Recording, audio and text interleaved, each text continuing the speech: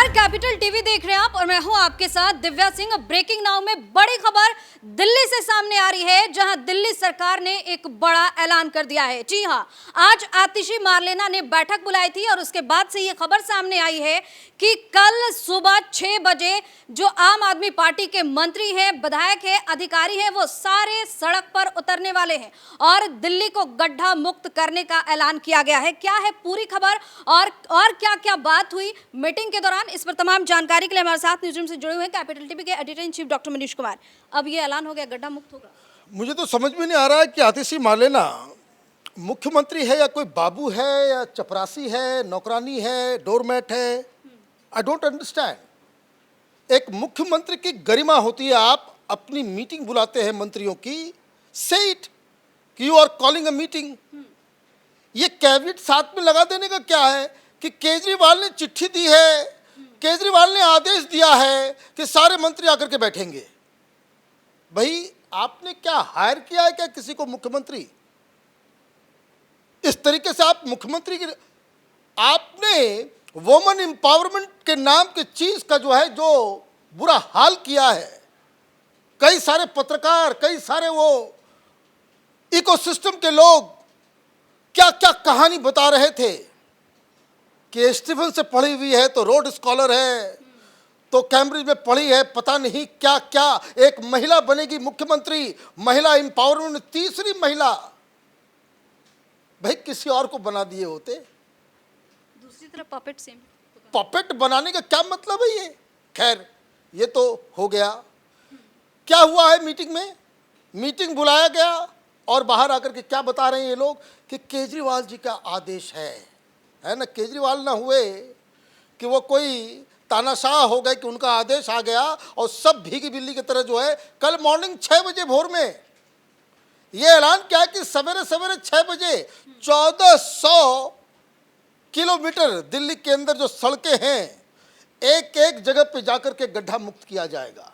फरवरी में चुनाव है, उसके 2 महीना पहले लग जाएगा मॉडल कोड ऑफ कंडक्ट। आपके पास 4 महीने का टाइम है और 4 महीने में आपने लास्ट के 4 महीने में आपकी नींद टूटी है कि दिल्ली को गड्ढा मुक्त कराना है। पिछले 10 साल से क्या कर रहे थे भाई? ये क्या मोदी जी बनाएंगे सड़क या योगी जी आकर के सड़क बनाएंगे? ये तो तुम्हारा काम था, ये तो तुम्हारा ही काम था ना कि भाई सड़कों में गड्ढा आया तो आया कैसे? आप आज अचानक से उठ रहे हो, जग रहे हो।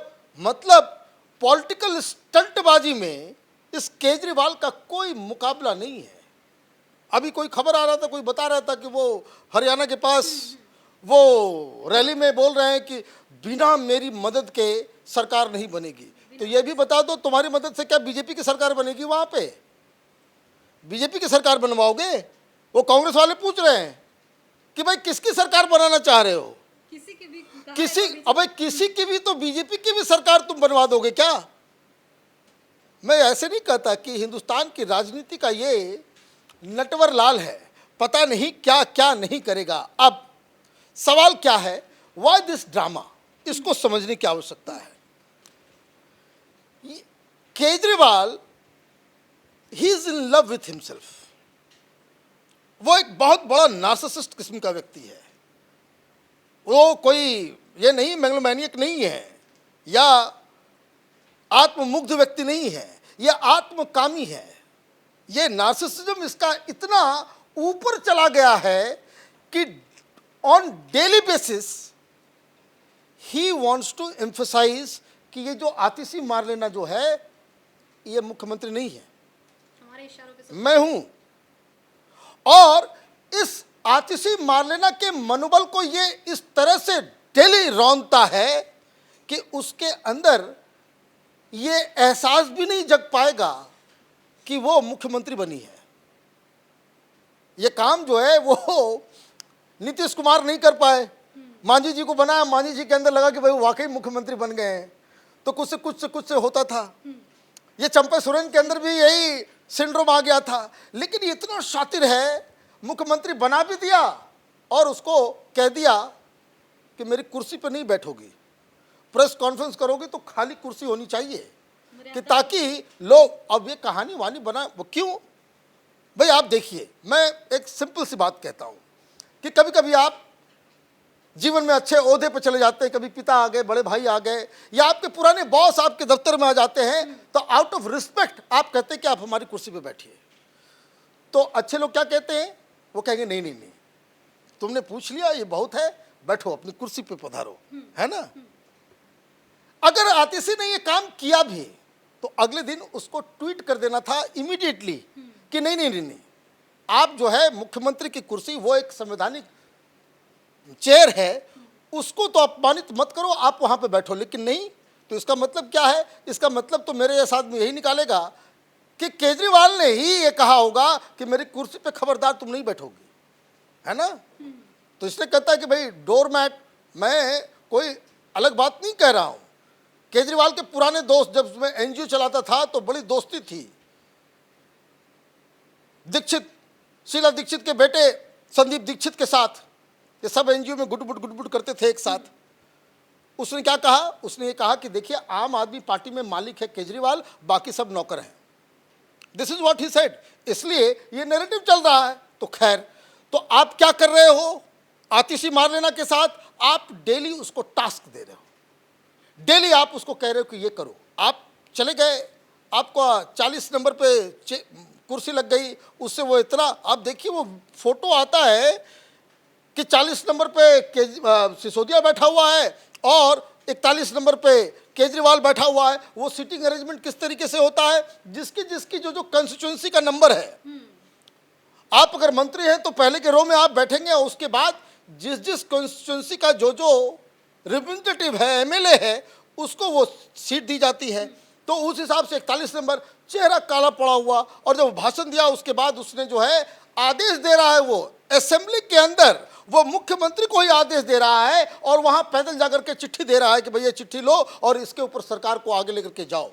और उसने ही आदेश दिया कि गड्ढा मुक्त करने के लिए सारा मंत्री जो है वो सड़क पे आएगा, और सारे लोग सड़क पे आ गए।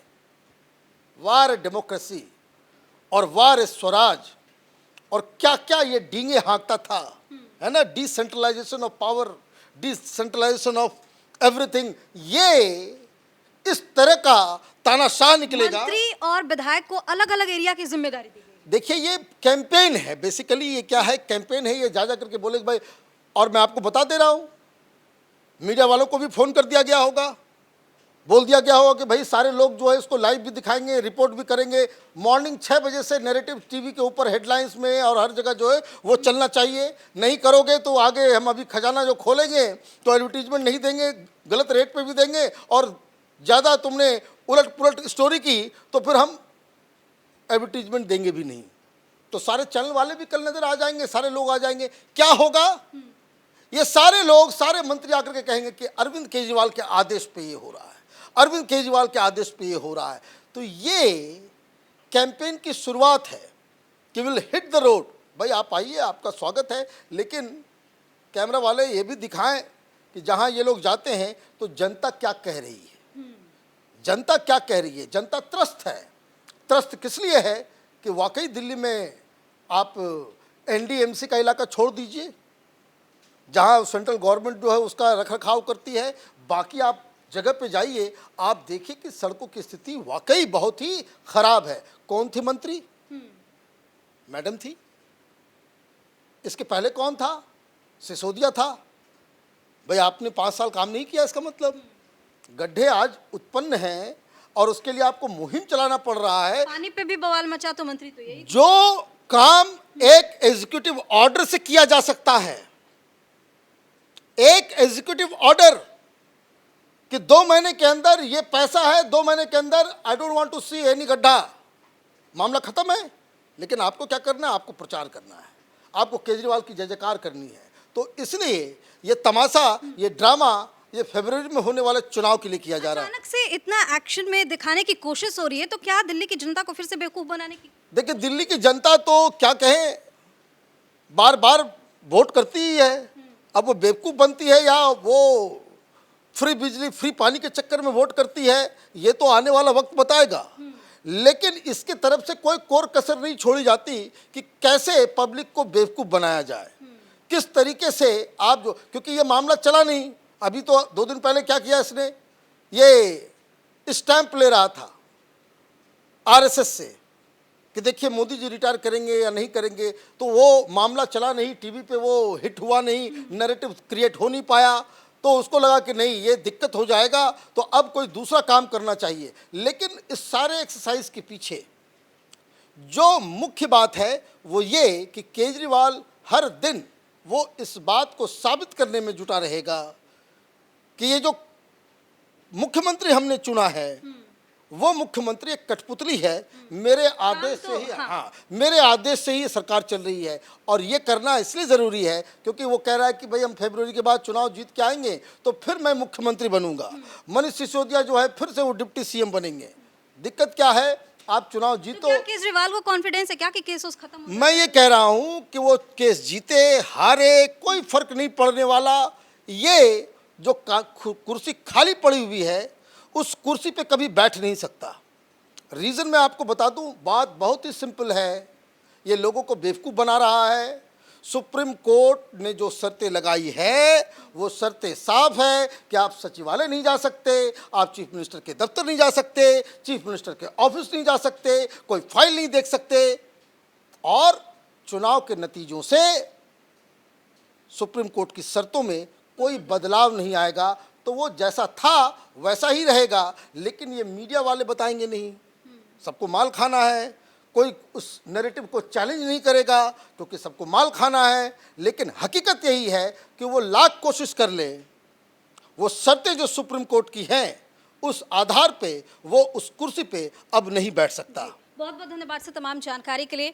तो दिल्ली के सीएम आतिशी मार्लेना ने एक बड़ा ऐलान किया है आज मीटिंग के बाद। उनका कहना है कि कल सुबह 6 बजे से सभी आम आदमी पार्टी के विधायक, मंत्री और अधिकारी सड़कों पर उतर जाएंगे और दिल्ली की सड़कों को गड्ढा मुक्त बनाने की कोशिश की जाएगी। हालांकि कहा जा रहा है कि एक बार फिर से केजरीवाल ने यह चाल चली है, दिल्ली की जनता को फिर से बेवकूफ बनाने की कोशिश कर रहे हैं। लेकिन शायद इस बार दिल्ली की जनता भी इस मूड में बैठी है कि इस बार तो केजरीवाल को और आम आदमी पार्टी को तगड़ा जवाब देकर ही रहना है। इस खबर में फिलहाल के लिए इतना ही। कैमरा पर्सन रवि के साथ मैं दिव्या, नमस्कार।